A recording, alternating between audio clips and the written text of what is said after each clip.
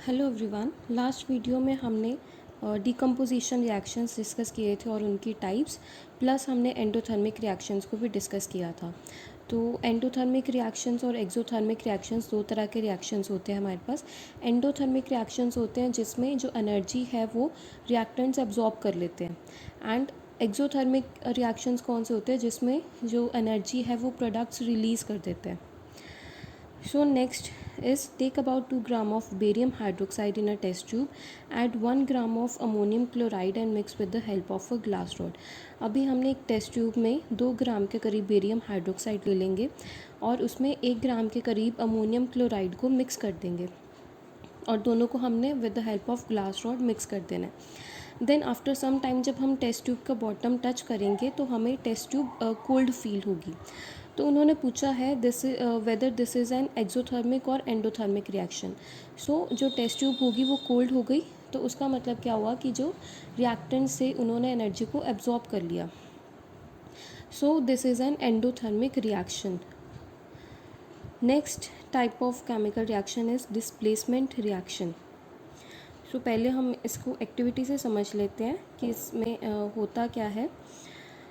So first activity is 1.9। Take 3 iron nails and clean them by rubbing with the sandpaper. Take 2 test tubes marked as A and B. In each test tube take about 10 ml of copper sulfate solution. सबसे पहले हमने 3 iron nails ले लेने हैं और उनको अच्छे से क्लीन कर लेना with the help of sand paper. Next हमने 2 टेस्ट ट्यूब्स लेनी है। एक टेस्ट ट्यूब को ए मार्क कर देंगे एंड दूसरी टेस्ट ट्यूब को बी मार्क कर देंगे और दोनों टेस्ट ट्यूब में अराउंड 10 ml ऑफ हमने कॉपर सल्फेट का सोल्यूशन ले लेना है। तो जो कॉपर सल्फेट का सोल्यूशन होता है that is in blue colour. Tie 2 iron nails with the thread and immerse them carefully in the copper sulfate solution in test tube B for about 20 minutes. Keep 1 iron nail aside for comparison.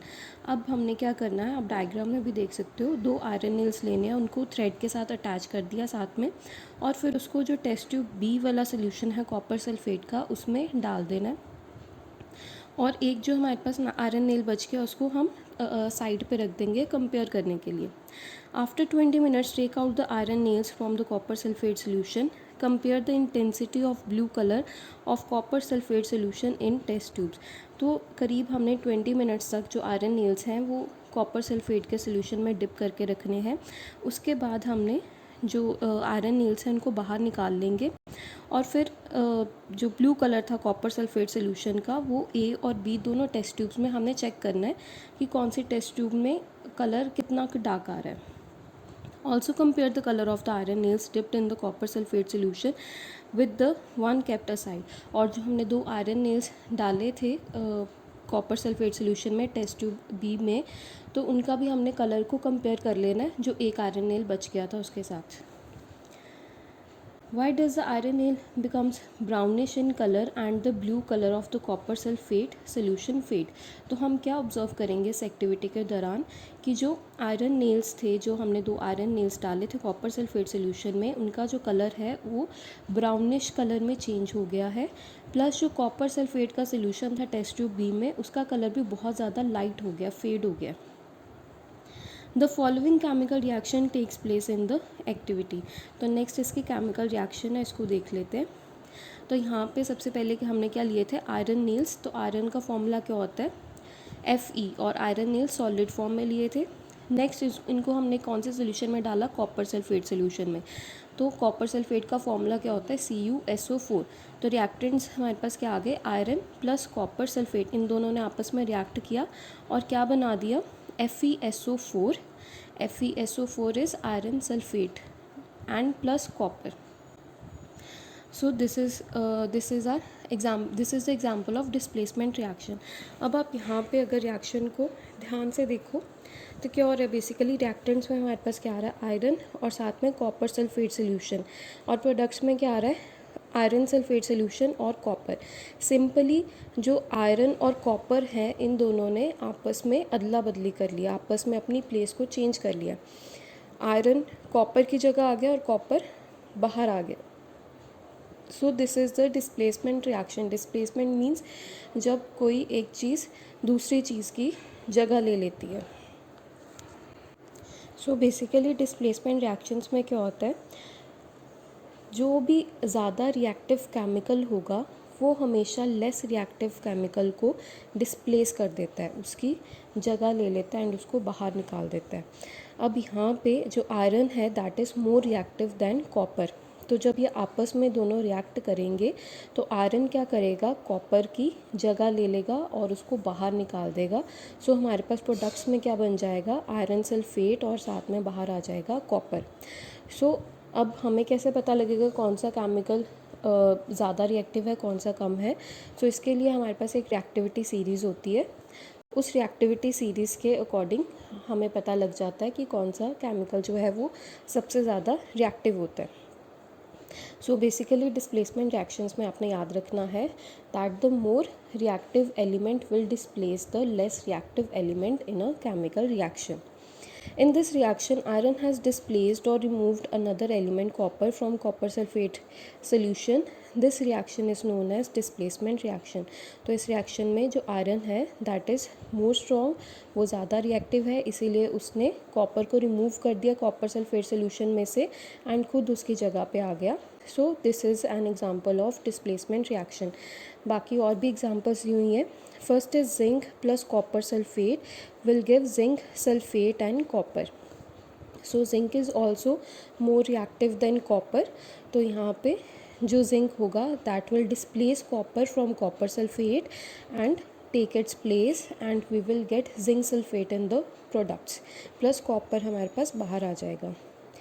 Similarly we have lead plus copper chloride and it will give lead chloride plus copper. So lead is also more reactive than copper. It will also displace copper from copper chloride solution and in the products we will get lead chloride plus copper.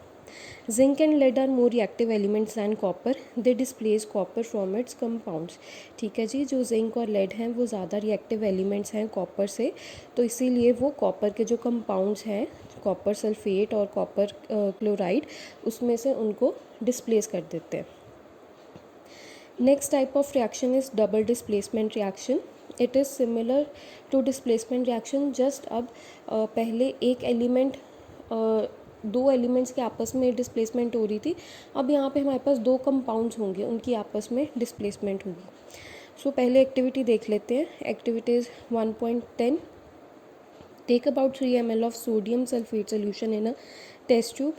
In another test tube, take about 3 ml of barium chloride solution. So first test tube में हमने 3 ml के करीब sodium sulphate का solution ले लेना है और दूसरे टेस्ट ट्यूब में हमने 3 ml के करीब बेरियम क्लोराइड का सोल्यूशन ले लेना है. दोनों सोल्यूशंस को हम मिक्स कर देंगे. You will observe that a white substance which is insoluble in water is formed. This insoluble substance formed is known as precipitate. तो जब हम उन दोनों को मिक्स करेंगे तो हम नोटिस करेंगे कि एक वाइट कलर की सब्सटेंस फॉर्म हो गई है जो कि मिक्स पानी में इंसोल्यूबल है, मिक्स नहीं हो रही, और इस इंसोल्यूबल सब्सटेंस को हम क्या बोलते हैं, precipitate. Any reaction that produces a precipitate is called as a precipitation reaction. तो प्रेसिपिटेट्स मैंने आपको पहले भी बताया था, जब भी कोई सब्सटेंस वाटर में मिक्स नहीं होती तो उसको हम क्या बोल देते हैं, नीचे जो बैठ जाती है बॉटम पे आ जाती है हमारे पास इंसोल्यूबल मिक्सचर, इंसोल्यूबल सब्सटेंस, उसको हम क्या बोल देते हैं, प्रेसिपिटेट. एंड इस तरह की रिएक्शन को क्या बोल देते हैं, precipitation reaction.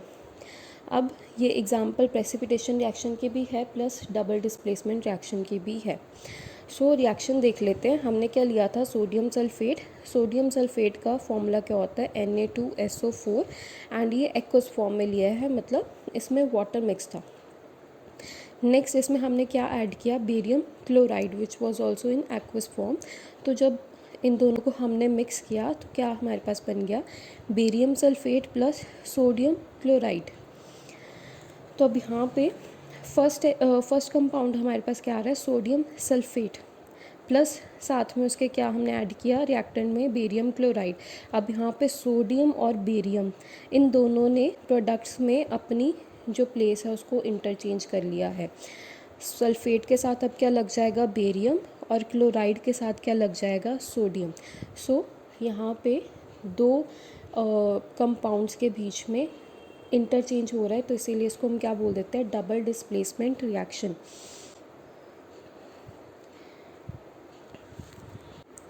What causes this? The white precipitate of barium sulfate is formed by the reaction of sulfate and barium ions.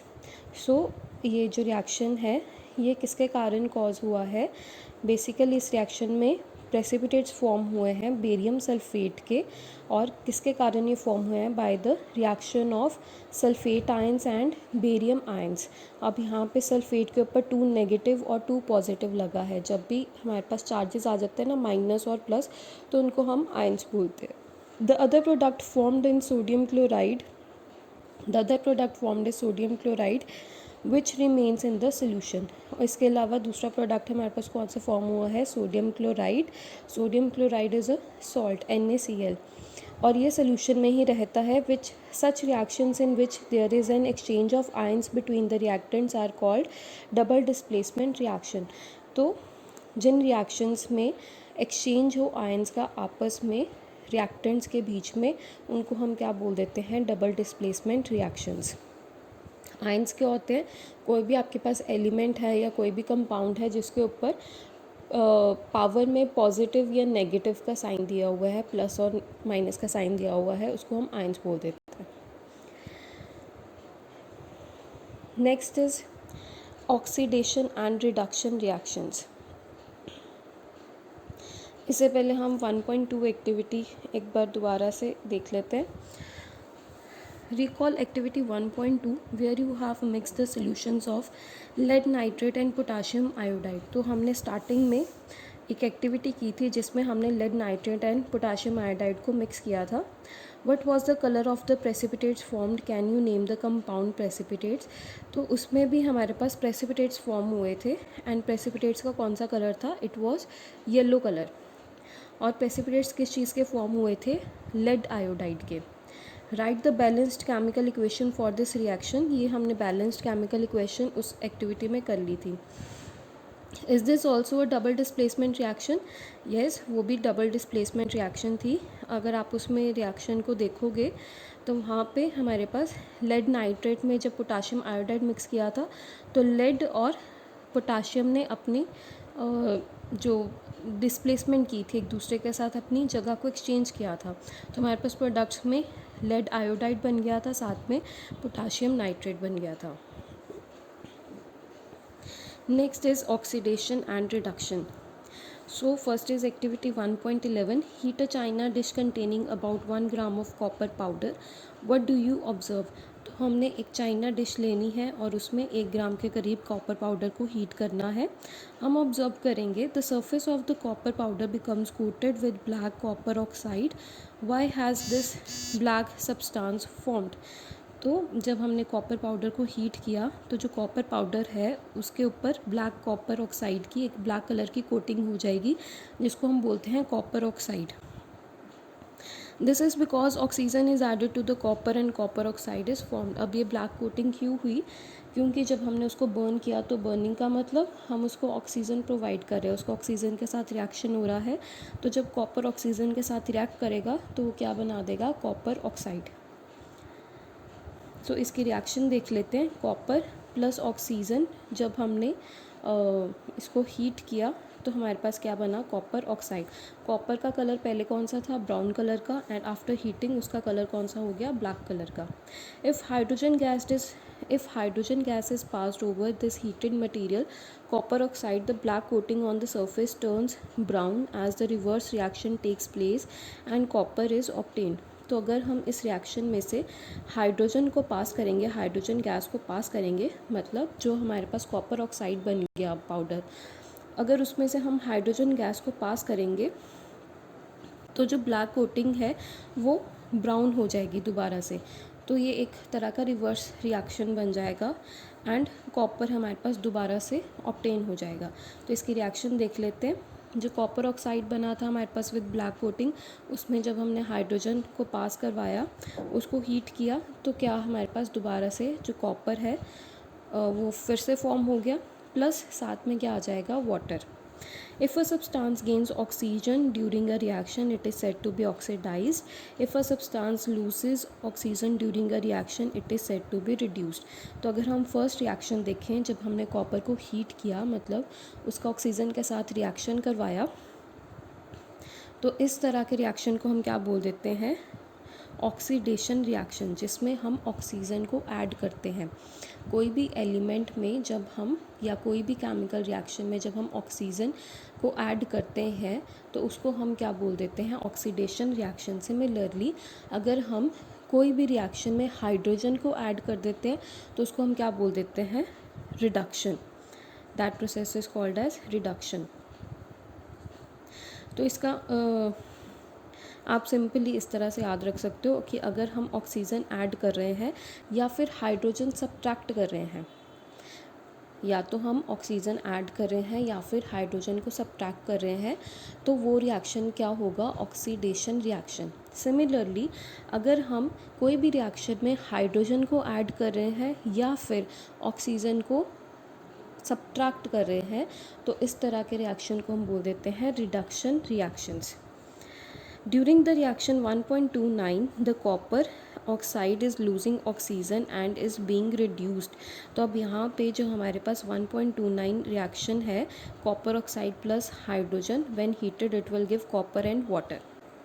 तो अगर यहाँ पे देखो आप, कॉपर के साथ क्या लगा रिएक्टेंट्स में, ऑक्सीजन। जब हमने उसमें हाइड्रोजन ऐड की तो प्रोडक्ट्स में हमारे पास अकेला कॉपर आ रहा है, कॉपर के साथ जो ऑक्सीजन है वो चला गया, निकल गया वो। तो यहाँ पे क्या हो रहा है इस रिएक्शन में, एक तो हाइड्रोजन ऐड भी हो रहा है, प्लस जो हमारे पास एलिमेंट है कॉपर, उसके साथ जो ऑक्सीजन लगा था वो भी रिड्यूस हो रहा है, वो भी सब्ट्रैक्ट हो रहा है। तो इन दोनों में से चाहे एक भी चीज़ हो रही होती, चाहे सिर्फ हम कॉपर में हाइड्रोजन ही ऐड कर रहे होते तब भी ये रिडक्शन रिएक्शन होना था, या फिर हम कॉपर में कॉपर ऑक्साइड जो है वो रिएक्टेंट्स में कॉपर ऑक्साइड है और प्रोडक्ट्स में वो अकेला कॉपर रह गया, तो वो भी हमारे पास रिडक्शन रिएक्शन ही होना था। चाहे एक ही रिएक्शन में दोनों चीज़ें हो रही हों, ऑक्सीजन भी सब्ट्रैक्ट हो रहा हो, हाइड्रोजन भी ऐड हो रहा हो, तब भी वो रिडक्शन रिएक्शन है। चाहे इन दोनों में से कोई एक चीज़ भी हो रही हो, उसको भी हम क्या बोलेंगे, reduction reaction. Same for the oxidation reaction.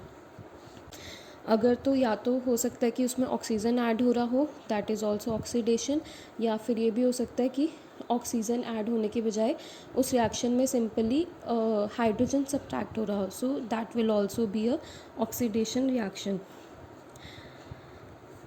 The hydrogen is gaining oxygen and is being oxidized. In other words, one reactant gets oxidized while the other gets reduced during a reaction. Such reactions are called oxidation reduction reactions or redox reaction. तो अगर हम 1.29 में देखें तो यहाँ पे हमारे पास जो कॉपर है उसके साथ ऑक्सीजन लगा है रिएक्टेंट्स में, लेकिन प्रोडक्ट्स में वो अकेला कॉपर रह गया, ऑक्सीजन जो है वो सब्ट्रैक्ट हो गया।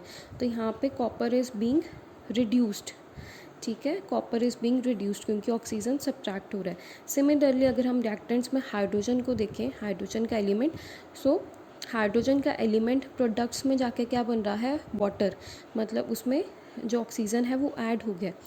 तो हाइड्रोजन में ऑक्सीजन ऐड हो रहा है, so this element is getting oxidised. So इस 1.29 रिएक्शन में ऑक्सीडेशन भी हो रही है प्लस रिडक्शन भी हो रही है एक ही केमिकल रिएक्शन में।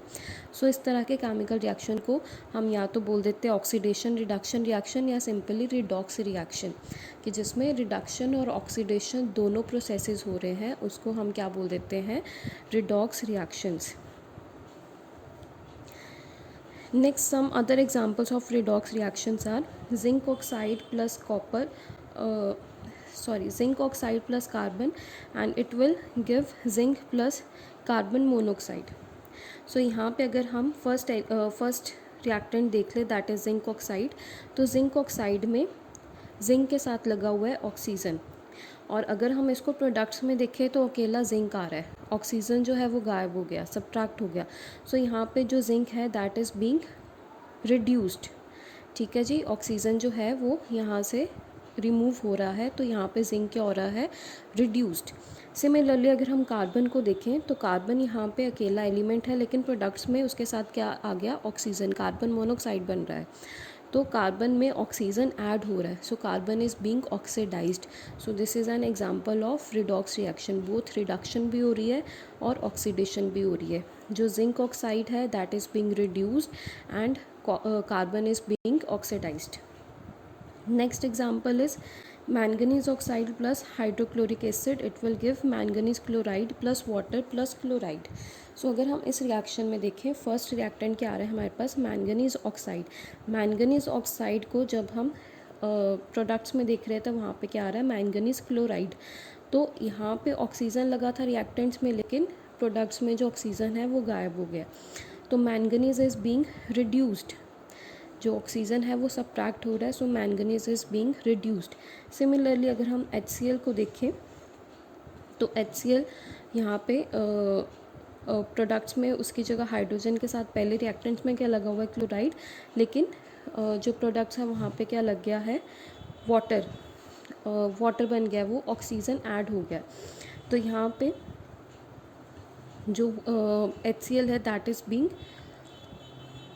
ऑक्सीडाइज्ड। सिमिलरली जो Cl है, क्लोरीन गैस है, वो हमारे पास बाहर आ गया। In reaction 1.31 carbon is oxidise to carbon monoxide and zinc oxide is reduce to zinc. ठीक है जी, हमने डिस्कस कर लिया। In reaction 1.32 HCl is oxidise to chloride.